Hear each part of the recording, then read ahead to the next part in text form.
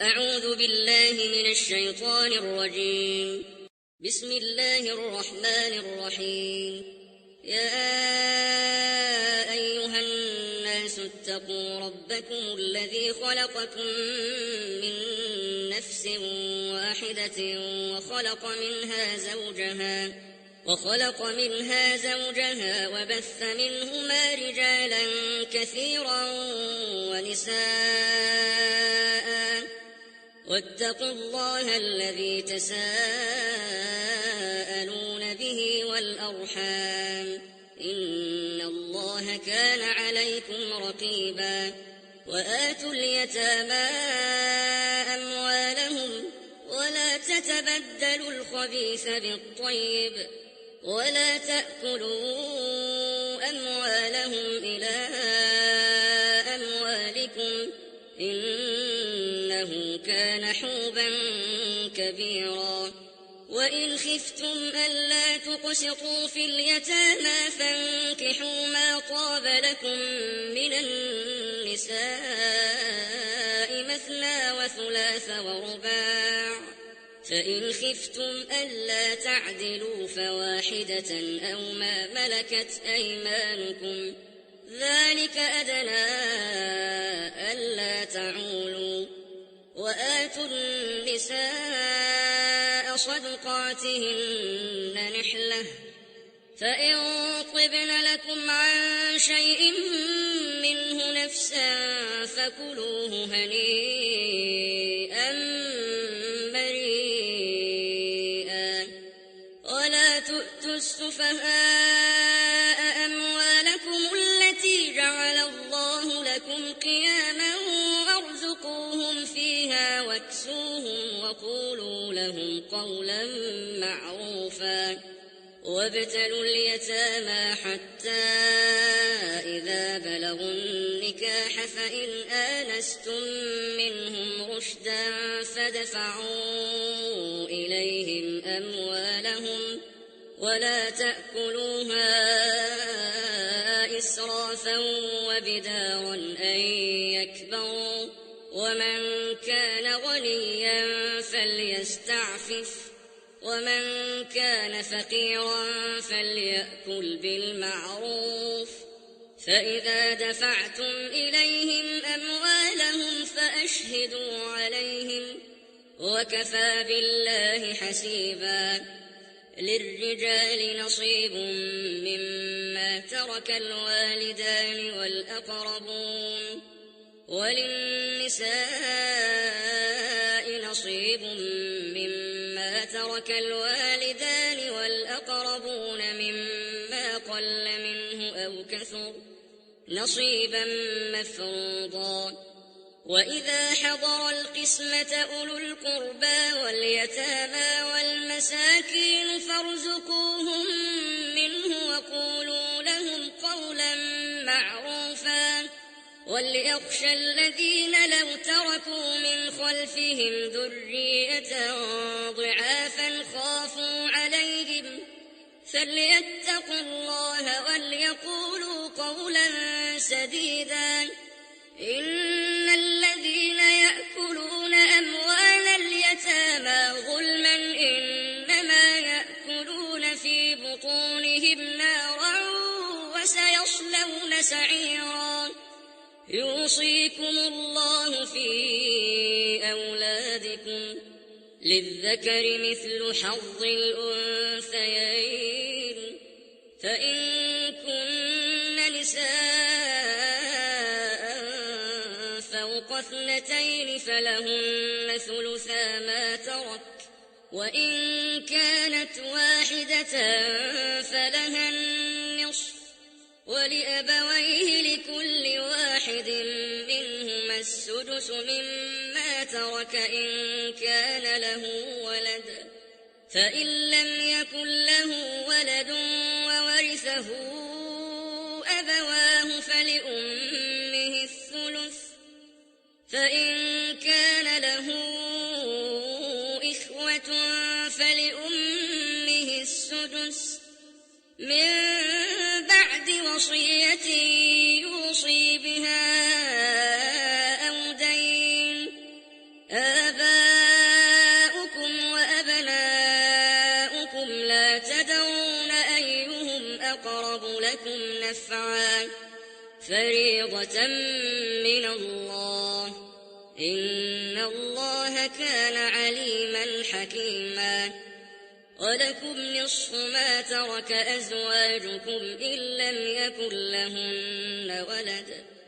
فإن كان لهن ولد فلكم الربع مما تركتم من بعد وصية يوصين بها أو دين ولهن الربع مما تركتم إن لم يكن لكم ولد فإن كان لكم ولد فلهن الثمن مما تركتم من بعد وصية توصون بها أو دين وإن كان رجل يورث كلالة أو امرأة وله أخ أو أخت فلكل واحد منهما السدس فإن كانوا أكثر من ذلك فهم شركاء في الثلث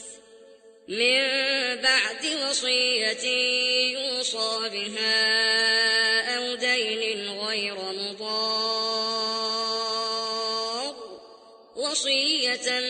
من الله والله عليم حليم تلك حدود الله ومن يطع الله ورسوله يدخله جنات تجري من تحتها الأنهار خالدين فيها وذلك الفوز العظيم ومن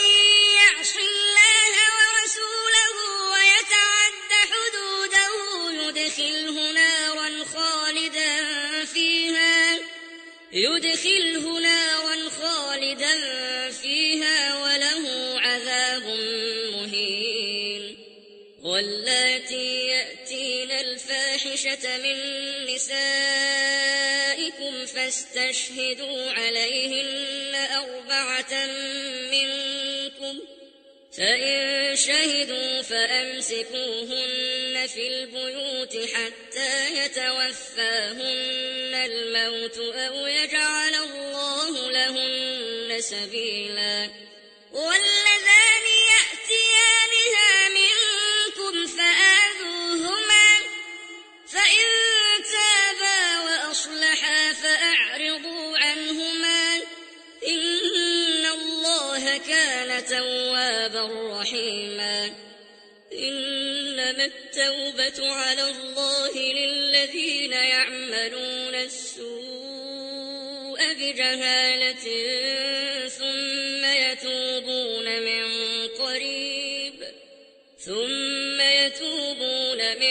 قريب فأولئك يتوب الله عليهم وكان الله عليما حكيما وليست التوبة للذين يعملون السيئات حتى إذا حضر أحدهم الموت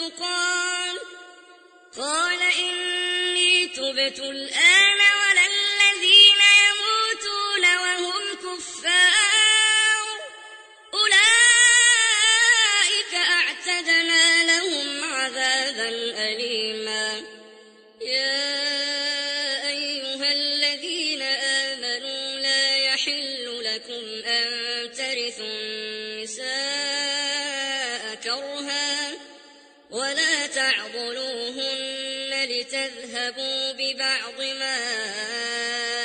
آتيتموهن إلا أن يأتين بفاحشة مبينة وعاشروهن بالمعروف فإن كرهتموهن فعسى أن تكرهوا شيئا ويجعل الله فيه خيرا كثيرا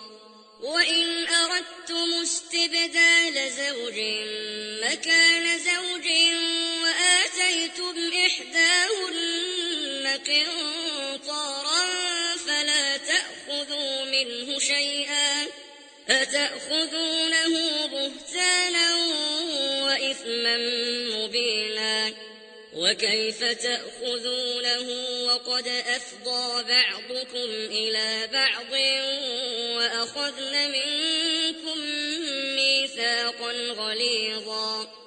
ولا تنكحوا ما نكح آباؤكم من النساء إلا ما قد سلف إنه كان فاحشة ومقتا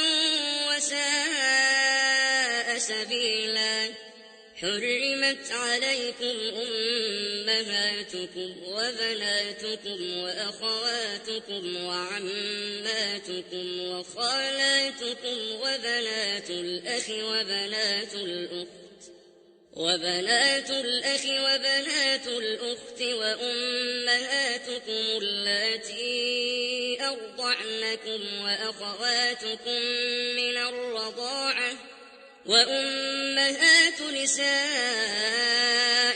وربائبكم اللاتي في حجوركم من نسائكم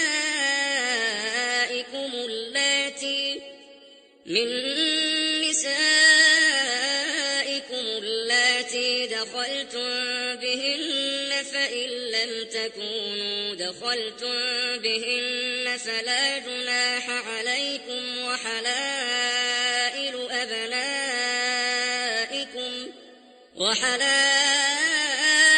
أبنائكم الذين من أصلابكم وأن تجمعوا بين الأختين إلا ما قد سلف إن الله كان غفورا رحيما والمحصنات من النساء إلا ما ملكت أيمانكم كتاب الله عليكم وأحل لكم ما وراء ذلكم أن تبتغوا بأموالكم محصنين غير مسافحين فما استمتعتم به منهن فآتوهن أجورهن فريضة ولا جناح عليكم فيما تراضيتم به من بعد الفريضة إن الله كان عليما حكيما ومن لم يستطع منكم طولا أن ينكح المحصنات المؤمنات فمما ملكت أيمانكم من فتياتكم المؤمنات والله أعلم بإيمانكم بعضكم من بعض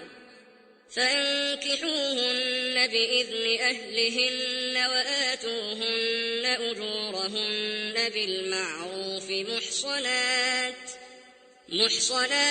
غير مسافحات ولا متخذات أخدان فإذا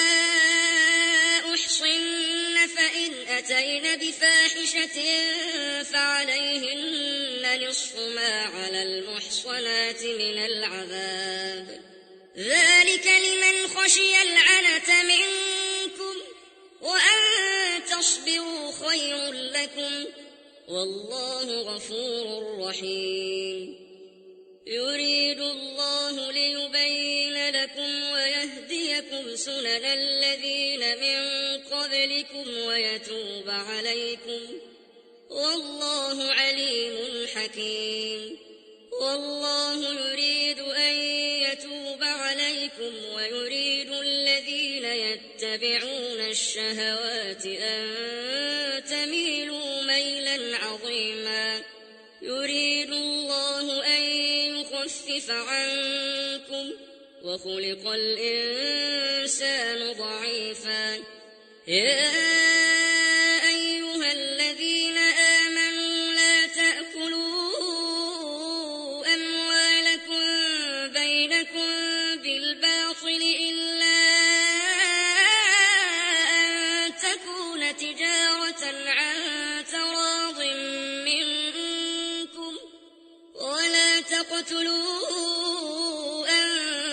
أنفسكم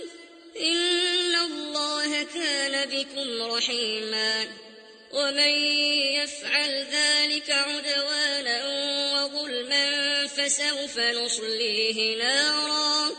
وكان ذلك على الله يسيرا إن تجتنبوا كبائر ما تنهون عنه نكفر عنكم سيئاتكم وندخلكم مدخلا كريما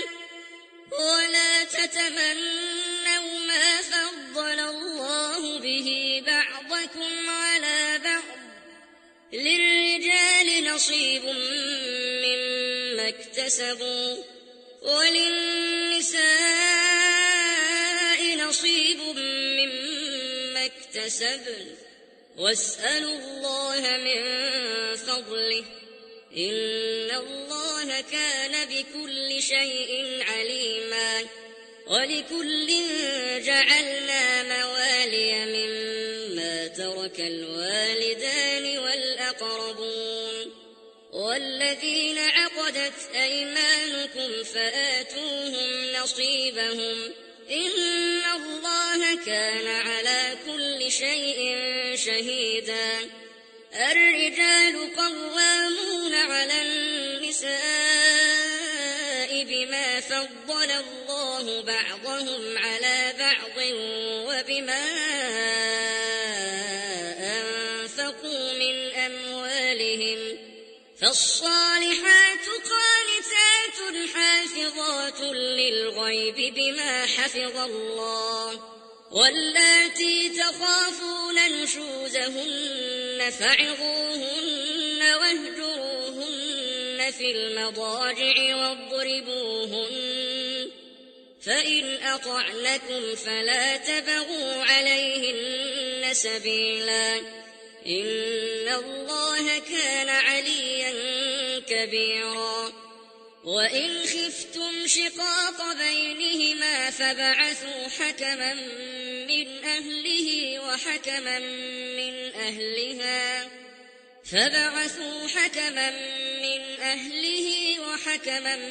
من أهلها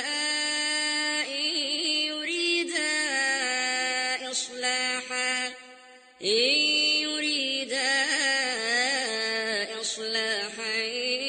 يوفق الله بينهما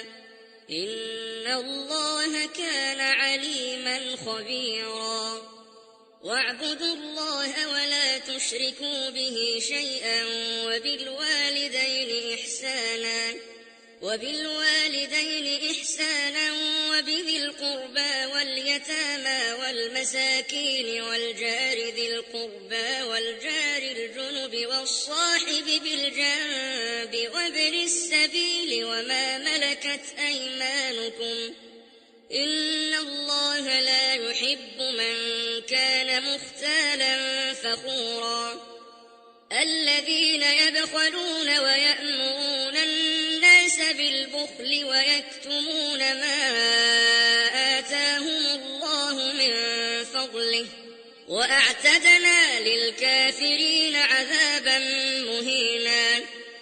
والذين ينفقون أموالهم رئاء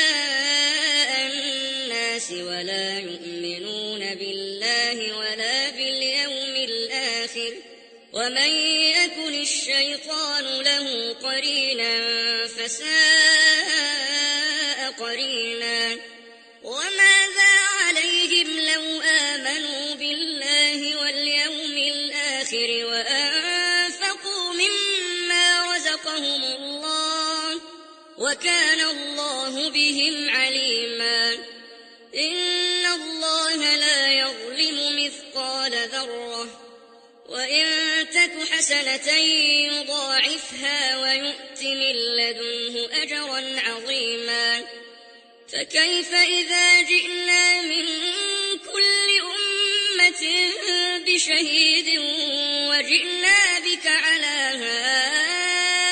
هؤلاء شهيدا يومئذ يود الذين كفروا وعصوا الرسول لو تسوى بهم الأرض ولا يكتمون الله حديثا يا أيها الذين آمنوا لا تقربوا الصلاة وأنتم سكارى حتى تعلموا ما تقولون ولا جنبا إلا عابري سبيل حتى تغتسلوا وإن كنتم مرضى أو على سفر أو جاء أحد منكم من الغائط أو لامستم النساء فلم تجدوا ماء فتيمموا صعيدا طيبا فامسحوا بوجوهكم وأيديكم إن الله كان عفوا غفورا ألم تر إلى الذين أوتوا نصيبا من الكتاب يشترون الضلالة ويريدون أن تضلوا السبيل والله أعلم بأعدائكم وكفى بالله وليا وكفى بالله نصيرا من الذين هادوا يحرفون الكلم عن مواضعه ويقولون سمعنا وعصينا واسمع غير مسمع وراعنا ليا بألسنتهم وطعنا في الدين ولو أنهم قالوا سمعنا وأطعنا واسمع وانظرنا لكان خيرا لهم وأقوم ولكن لعنهم الله بكفرهم فلا يؤمنون إلا قليلا يا أيها الذين أوتوا الكتاب آمنوا بما نزلنا مصدقا لما معكم من قبل أن نطمس وجوها فنردها على أدبارها أو نلعنهم كما لعنا أصحاب السبت وكان أمر الله مفعولا إن الله لا يغفر أن يشرك به ويغفر ما دون ذلك لمن يشاء ومن يشرك بالله فقد افترى إثما عظيما ألم تر إلى الذين يزكون أنفسهم بل الله يزكي من يشاء ولا يظلمون فتيلا انظر كيف يفترون على الله الكذب وكفى به إثما مبينا ألم تر إلى الذين أوتوا نصيبا من الكتاب يؤمنون بالجبت والطاغوت ويقولون للذين كفروا هؤلاء أهدى من الذين آمنوا سبيلا أولئك الذين لعنهم الله ومن يلعن الله فلن تجد له نصيرا أم لهم نصيب من الملك فإذا لا يؤتون الناس نقيرا أم يحسدون الناس على ما آتاهم الله من فضله فقد آتينا آل إبراهيم فما لكم في المنافقين فئتين والله أركسهم بما كسبوا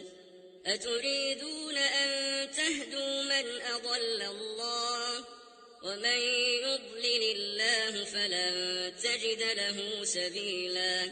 ودوا لو تكفرون كما كفروا فتكونون سواء فلا ولا تتخذوا منهم أولياء حتى يهاجروا في سبيل الله فإن تولوا فخذوهم واقتلوهم حيث وجدتموهم ولا تتخذوا منهم وليا ولا نصيرا إلا الذين يصلون إلى قوم بينكم وبينهم ميثاق أو جاءوكم حصرت صدورهم أن يقاتلوكم أو يقاتلوا قومهم ولو شاء الله لسلطهم عليكم فلقاتلوكم فإن اعتزلوكم فلم يقاتلوكم وألقوا إليكم السلم فما جعل الله لكم عليهم سبيلا ستجدون آخرين يريدون أن يأمنوكم ويأمنوا قومهم كلما ردوا إلى الفتنة أركسوا فيها فإن لم يعتزلوكم ويلقوا إليكم السلم ويكفوا أيديهم فخذوهم واقتلوهم حيث ثقفتموهم وأولئكم جعلنا لكم عليهم سلطانا مبينا وما كان لمؤمن أن يقتل مؤمنا إلا خطأ ومن قتل مؤمنا خطأ فتحرير رقبة مؤمنة ودية مسلمة إلى أهله إلا أن يصدقوا فإن كان من قوم عدو لكم وهو مؤمن فتحرير رقبة مؤمنة وإن كان من قوم بينكم وبينهم ميثاق فدية مسلمة إلى أهله وتحرير رقبة مؤمنة فمن لم يجد فصيام شهرين متتابعين توبة من الله وكان الله عليما حكيما ومن يقتل مؤمنا متعمدا فجزاؤه جهنم خالدا فيها وغضب الله عليه ولعنه وأعد له عذابا عظيما يا أيها الذين آمنوا إذا ضربتم في سبيل الله فتبينوا ولا تقولوا لمن ألقى إليكم السلام لست مؤمنا تبتغون عرض الحياة الدنيا فعند الله مغانم كثيرة كذلك كنتم من قبل فمن الله عليكم فتبينوا إن الله كان بما تعملون خبيرا لا يستوي القاعدون من المؤمنين غير أولي الضرر والمجاهدون في سبيل الله بأموالهم وأنفسهم فضل الله المجاهدين بأموالهم وأنفسهم على القاعدين درجة وكلا وعد الله الحسنى وفضل الله المجاهدين على القاعدين أجرا عظيما درجات منه ومغفرة ورحمة وكان الله غفورا رحيما إن الذين توفاهم الملائكة ظالمي أنفسهم قالوا فيم كنتم قالوا كنا مستضعفين في الأرض قالوا ألم تكن أرض الله واسعة فتهاجروا فيها فأولئك أولئك مأواهم جهنم وساءت مصيرا إلا المستضعفين من الرجال والنساء والولدان لا يستطيعون حيلة ولا يهتدون سبيلا فأولئك عسى الله أن يعفو عنهم وكان الله عفوا غفورا ومن يهاجر في سبيل الله يجد في الأرض مراغما كثيرا وسعة ومن يخرج من بيته مهاجرا إلى الله ورسوله ثم يدركه الموت فقد وقع أجره على الله وكان الله غفورا رحيما وإذا ضربتم في الأرض فليس عليكم جناح أن تقصروا من الصلاة إن خفتم أن يفتنكم الذين كفروا إن الكافرين كانوا لكم عدوا مبينا وإذا كنت فيهم فأقمت لهم الصلاة فلتقم طائفة منهم معك وليأخذوا أسلحتهم فإذا سجدوا فليكونوا من ورائكم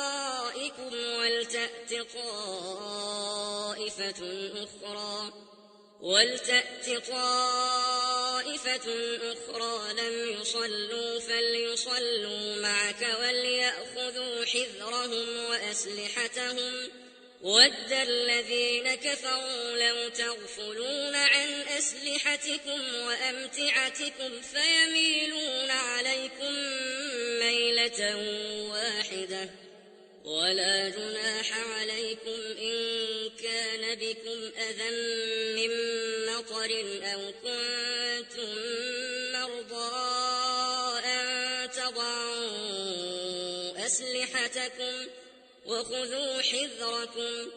إن الله أعد للكافرين عذابا مهينا فإذا قضيتم الصلاة فاذكروا الله قياما وقعودا وعلى جنوبكم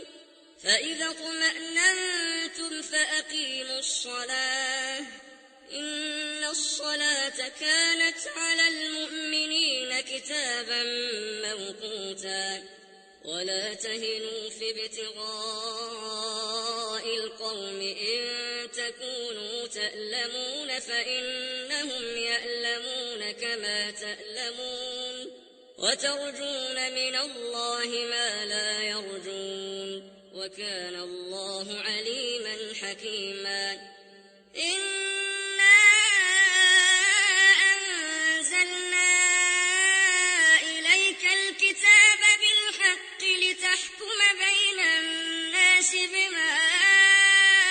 أراك الله ولا تكن للخائنين خصيما واستغفر الله إن الله كان غفورا رحيما ولا تجادل عن الذين يختانون أنفسهم إن الله لا يحب من كان خوانا أثيما يستخفون من الناس ولا يستخفون من الله وهو معهم إذ يبيتون ما لا يرضى من القول وكان الله بما يعملون محيطا ها أنتم هؤلاء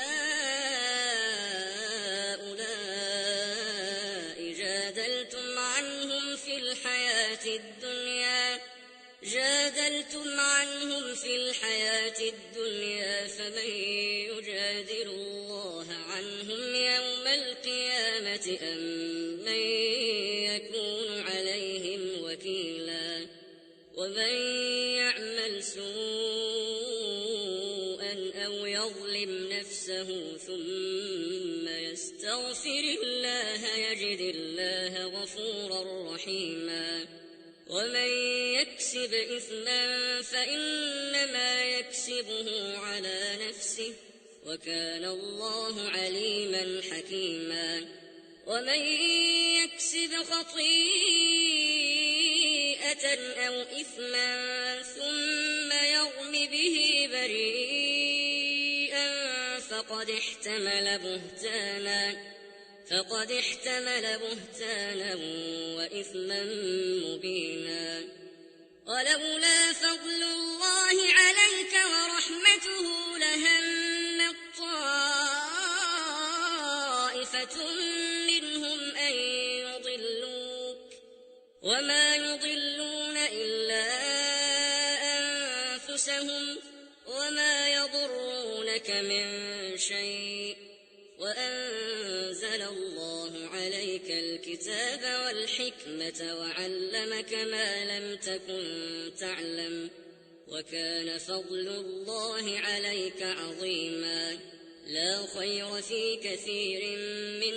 نجواهم إلا من أمر بصدقة أو معروف أو إصلاح بين الناس ومن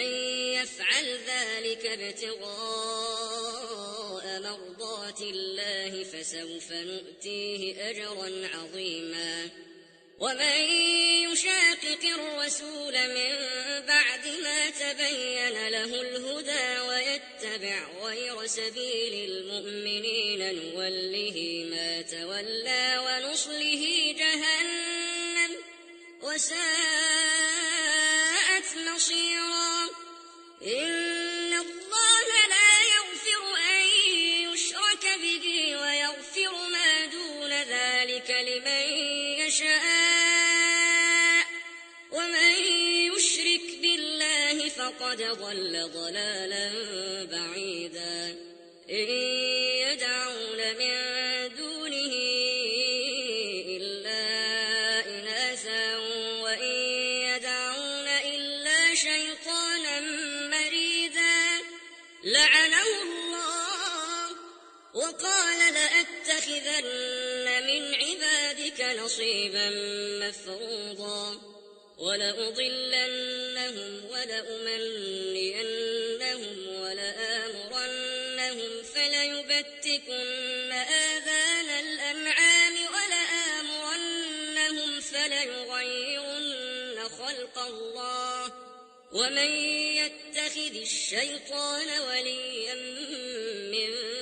دون الله فقد خسر خسرانا مبينا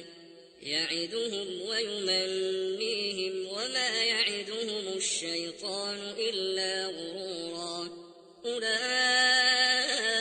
مأواهم جهنم ولا يجدون عنها محيصا والذين آمنوا وعملوا الصالحات سندخلهم جنات تجري من تحتها الأنهار خالدين فيها أبدا وعد الله حقا ومن أصدق من الله قيلا ليس بأمانيكم ولا أماني أهل الكتاب من يعمل سوءا يجز به ولا يجد له من دون الله وليا ولا نصيرا ومن يعمل من الصالحات من ذكر أو أنثى وهو مؤمن فأولئك يدخلون الجنة ولا يظلمون نقيرا ومن أحسن دينا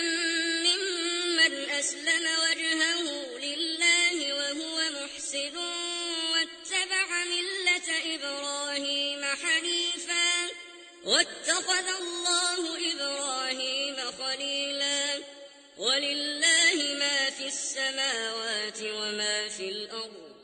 وكان الله بكل شيء محيطا ويستفتونك في النساء قل الله يفتيكم فيهن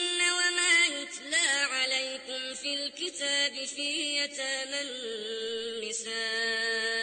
اللاتي لا تؤتونهن ما كتب لهن وترغبون أن تنكحوهن والمستضعفين من الولدان وأن تقوموا لليتامى بالقسط وما تفعلوا من خير فإن الله كان به عليما. وإن امرأة خافت من بعلها نشوزا أو إعراضا فلا جناح عليهما أن يصلحا بينهما صلحا والصلح خير. وأحضرت الأنفس الشح وإن تحسنوا وتتقوا فإن الله كان بما تعملون خبيرا. ولن تستطيعوا أن تعدلوا بين النساء ولو حرصتم فلا تميلوا كل الميل فتذروها كالمعلقة وإن تصلحوا وتتقوا فإن الله كان غفورا رحيما. وإن يتفرقا يغن الله كلا من سعته وكان الله واسعا حكيما. ولله ما في السماوات وما في الأرض ولقد وصينا الذين أوتوا الكتاب من قبلكم وإياكم أن اتقوا الله وإن تكفروا فإن لله ما في السماوات وما في الأرض وكان الله غنيا حميدا. ولله ما في السماوات وما في الأرض وكفى بالله وكيلا. إن يشأ يذهبكم أيها الناس ويأت بآخرين وكان الله على ذلك قديرا. من كان يريد ثواب الدنيا فعند الله ثواب الدنيا والآخرة وكان الله سميعا بصيرا.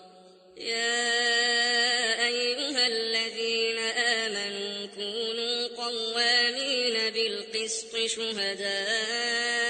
لله ولو على أنفسكم أو الوالدين والأقربين إن يكن غنيا أو فقيرا فالله أولى بهما فلا تتبعوا الهوى أن تعدلوا وإن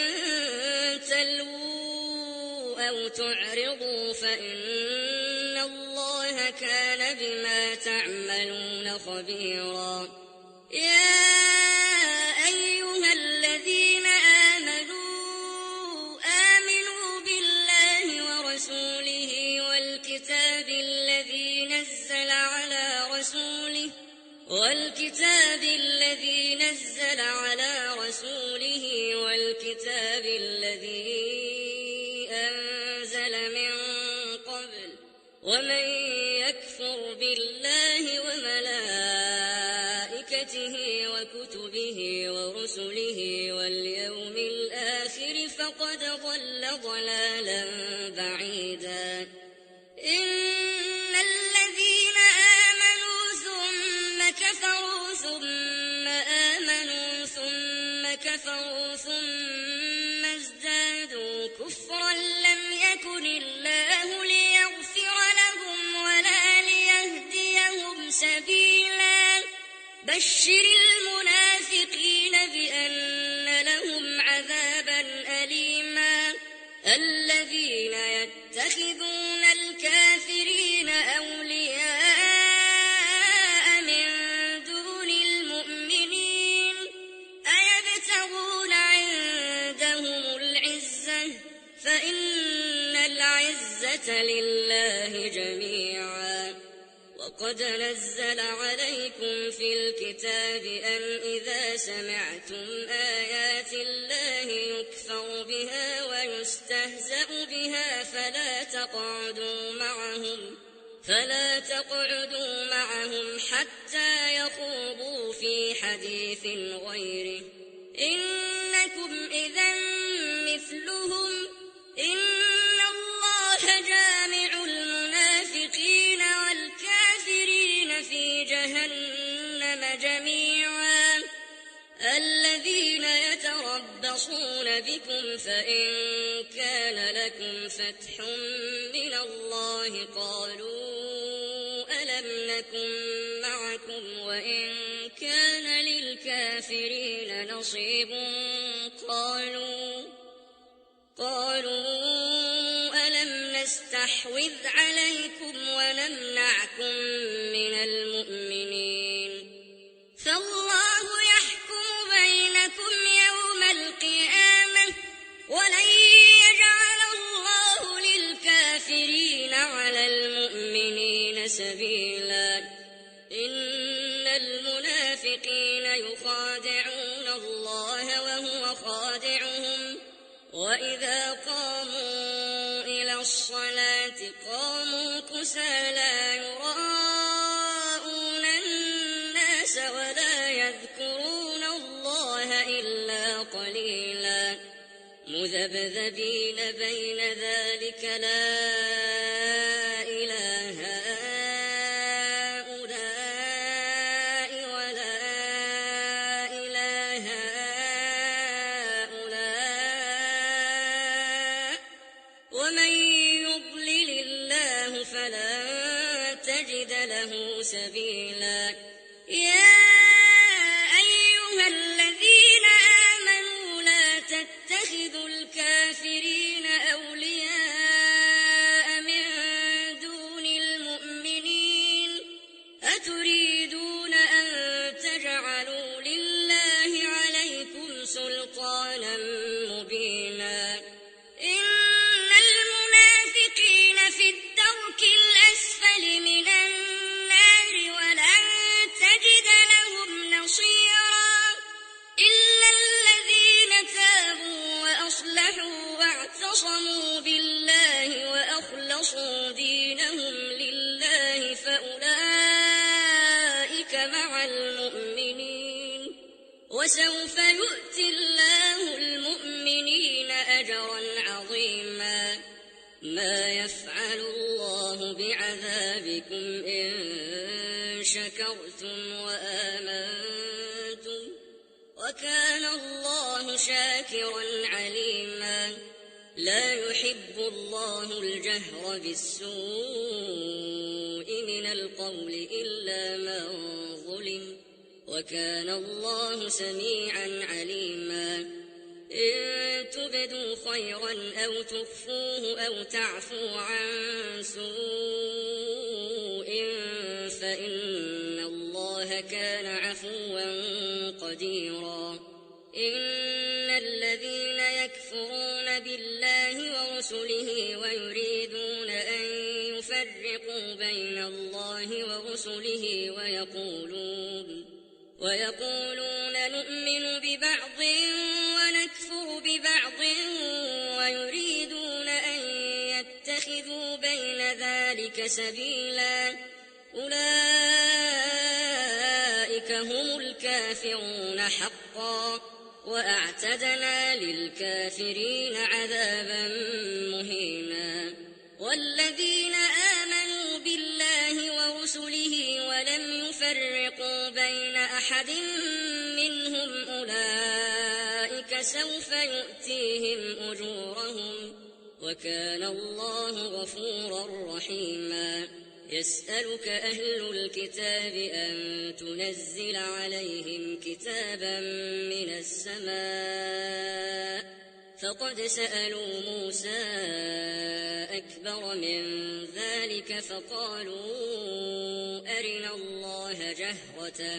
فأخذتهم الصاعقة بظلمهم ثم اتخذوا العجل من بعد ما جاءتهم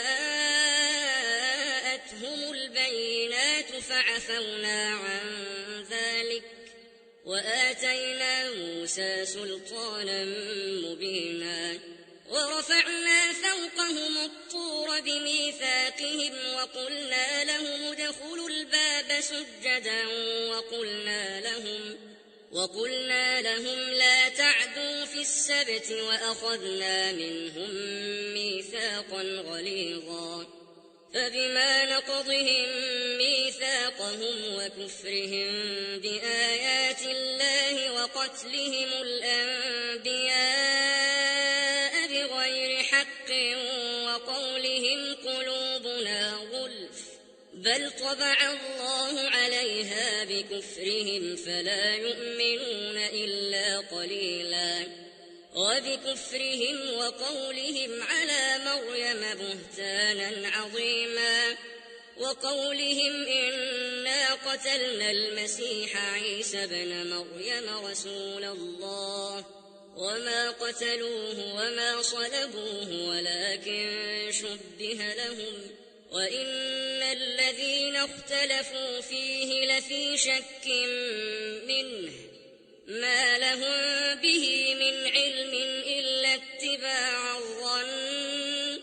وما قتلوه يقينا بل رفعه الله إليه وكان الله عزيزا حكيما وإن من أهل الكتاب إلا ليؤمنن به قبل موته ويوم القيامة يكون عليهم شهيدا فبظلم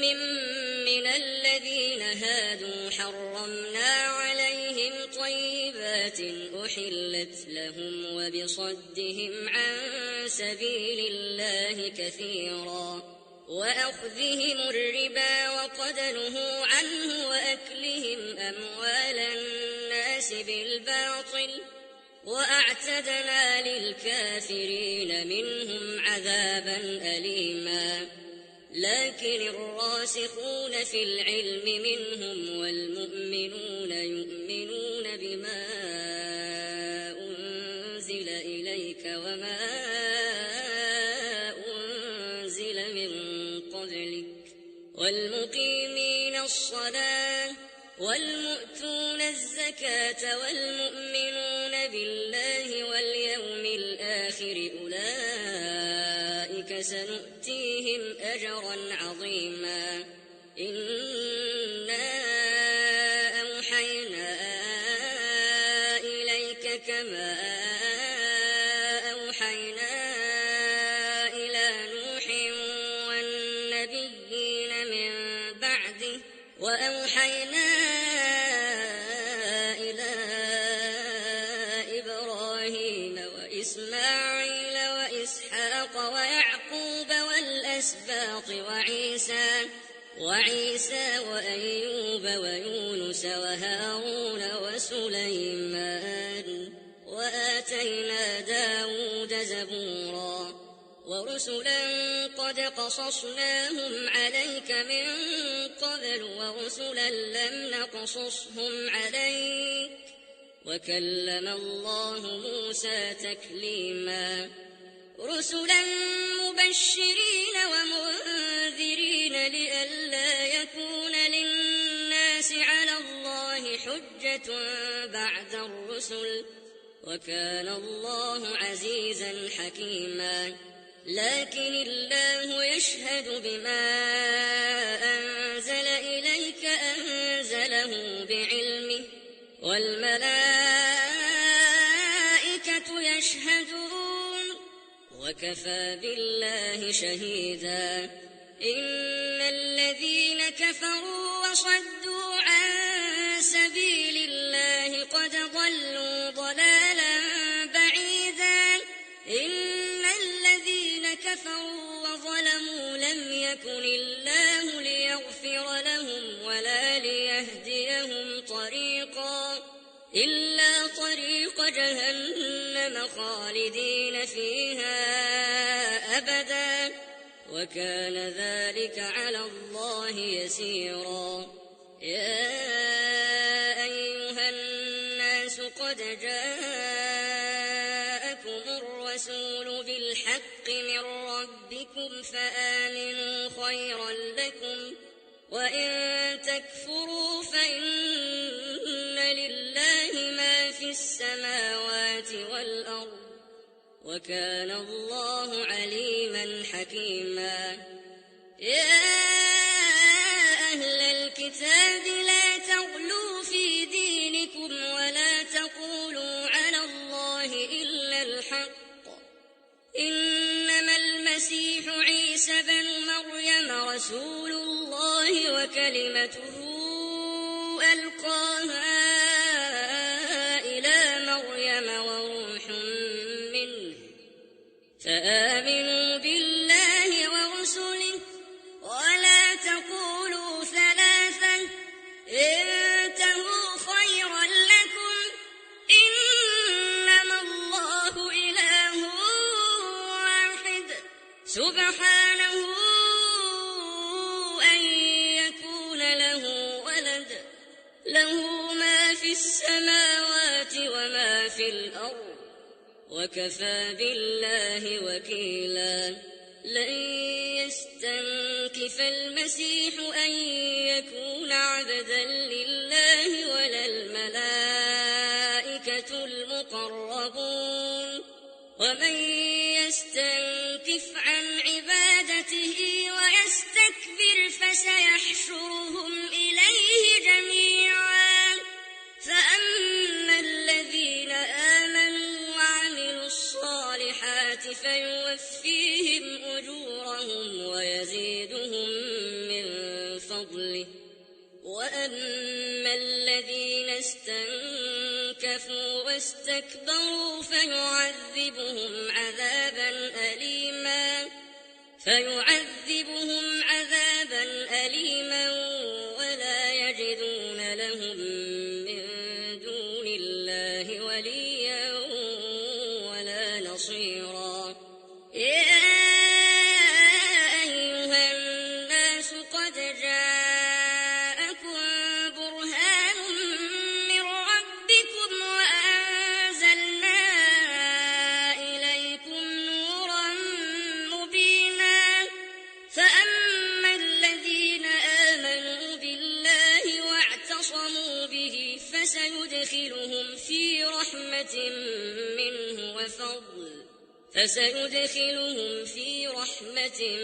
منه وفضل ويهديهم إليه صراطا مستقيما. يستفتونك قل الله يفتيكم في الكلالة، إن امرؤ هلك ليس له ولد وله أخت فلها نصف ما ترك وهو يرثها إن لم يكن لها ولد، فإن كانت اثنتين فلهما الثلثان مما ترك، وإن كانوا إخوة رجالا ونساء فللذكر مثل حظ الأنثيين. يبين الله لكم أن تضلوا، والله بكل شيء عليم.